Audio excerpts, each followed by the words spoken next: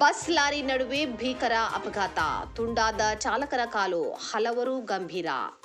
KSRTC bus ಮತ್ತು lorry ಮುಖಾಮುಖಿ ಡಿಕ್ಕಿಯಾದ ಪರಿಣಾಮ ಬಸ್ ಚಾಲಕನ ಕಾಲು ತುಂಡಾಗಿರುವ ಜೊತೆಗೆ ಹಲವು ಪ್ರಯಾಣಿಕರು ಗಂಭೀರವಾಗಿ ಗಾಯಗೊಂಡಿರುವ ಘಟನೆ ಲೋಕಾಪುರ ಹೊರವಲಯದಲ್ಲಿ ನಡೆದಿದೆ.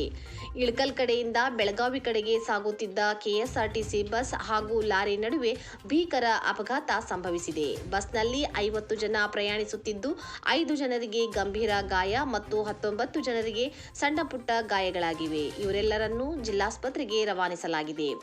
ಬೆಳಗಾವಿ ರಾಯಚೂರ ರಾಜ್ಯ ಹೆದ್ದಾರಿಯಲ್ಲಿ ನಡೆದಿರುವ ಈ ಅಪಘಾತದಲ್ಲಿ ಗಾಯಗೊಂಡವರನ್ನು ಲೋಕಾಪುರ ಸರ್ಕಾರಿ ಆಸ್ಪತ್ರೆಗೆ ರವಾನೆ ಮಾಡಲಾಗಿದೆ. ಡಿಕ್ಕಿಯ ರಭಸಕ್ಕೆ ಬಸ್ ಮತ್ತು ಲಾರಿಯ ಮುಂಭಾಗ ಸಂಪೂರ್ಣ ನಜ್ಜುಗುಜ್ಜಾಗಿದ್ದು, ಸ್ಥಳಕ್ಕೆ ಲೋಕಾಪುರ ಪೊಲೀಸರು ಭೇಟಿ ನೀಡಿ ಪರಿಶೀಲನೆ ನಡೆಸಿದ್ದಾರೆ.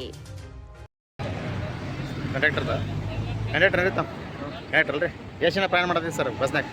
ಎಷ್ಟು ಸರ್? 50 ಮಂದಿ. 2 ಜನಕ್ಕೆ ಹಾನಿ ಆಗೈತೆ ಸರ್. ಹಾನಿ 2 ಜನಕ್ಕೆ ಆಗೈತೆ ಸರ್. 6 ಮಂದಿ ಕಾಲತ್ತಿ ಜಾಸ್ತಿ ಆಗಿದ್ರೆ ಮೇಜರ್ ಆಗಿದ್ದೆ